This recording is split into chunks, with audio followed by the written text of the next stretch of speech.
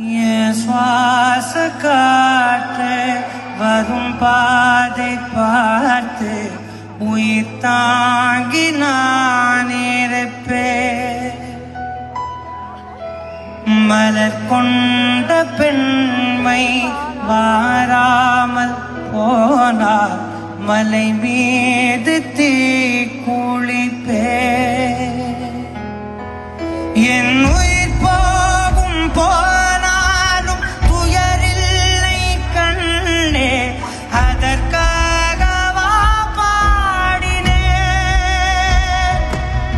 வரும் எதிர்காலம் உள் மீது பழி போடும் பெண்ணே, அதற்காக வாடினே.